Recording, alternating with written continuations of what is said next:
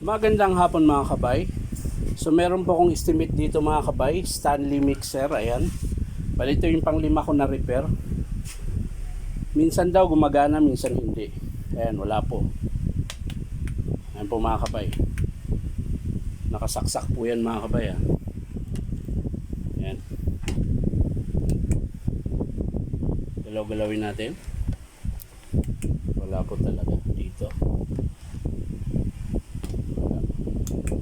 So yan mga kabay, alamin natin kung bakit ayaw niyang gumana. So tara, samahan niyo ako mga kabay. So yan mga kabay, ang dami palang kakalasin. Oh. Ang daming kakalasin.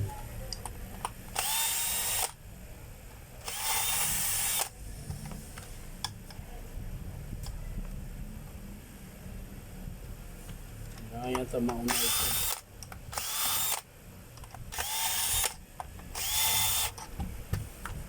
Gawa naman ang design nito.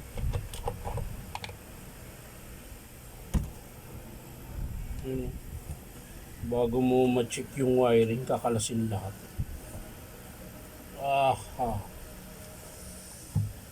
Nakakatamad. Nakakatamad mga kabay. Ganito yung design niya. Bakit ganito ang design ng Stanley array?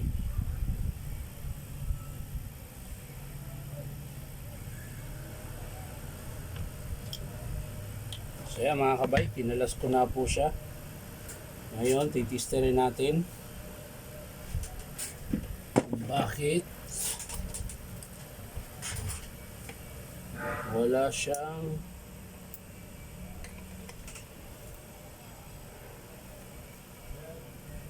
ay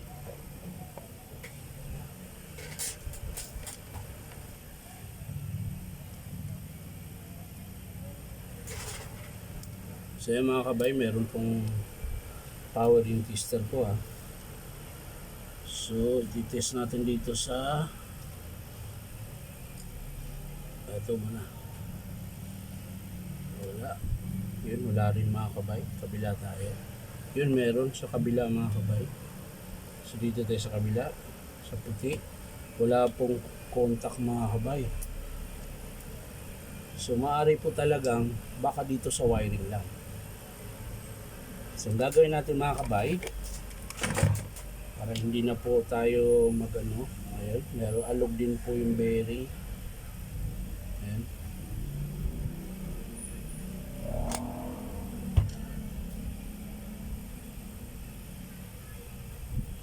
Yung field coil, ayun, alog din po yung field coil mga kabay. So dito muna tayo sa wiring mga kabay, check natin. So yan mga kabay, pinutol ko na po para diretso na po tayo. Malalaman kung dito ba sa cord ang putol o doon sa puno. Ayan. Ito po yun mga kabay. Itesta natin sa puti. Ayan.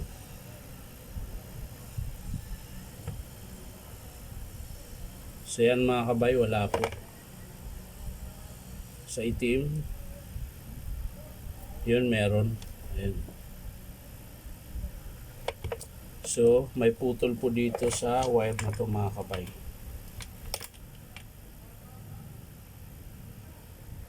Itong puti na to.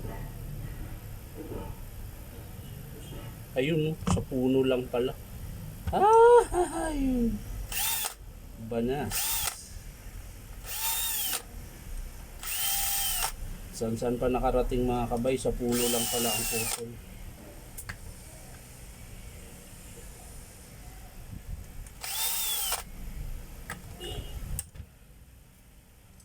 Ito po mga kabay, oh.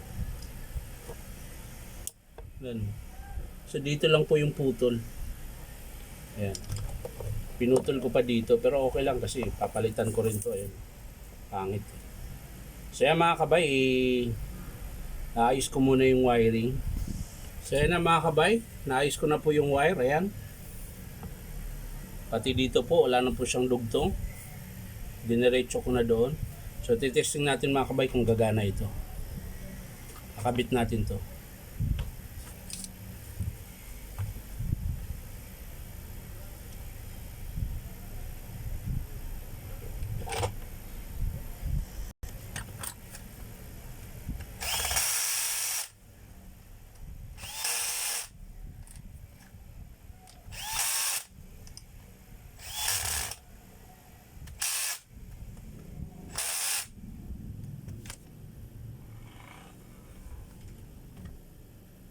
So yan mga kabay, kakabit natin yung carbon. Yan, makisama ka. Makisama ka, Brad.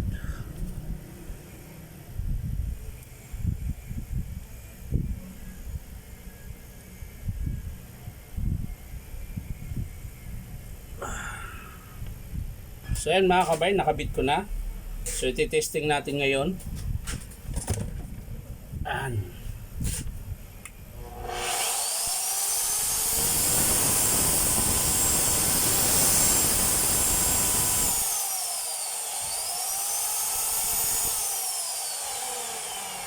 So gumaan na siya mga kabay. Yun nga lang, meron pa pong sira siya. Kasi po ito, sinikwat nila, ayan. Yung pinakalock po nabasag. Sinungkit nila dito. Pansinin nyo po may tama. Ayan, sinungkit po nila kasi hindi nila nakalas yung tornilyo.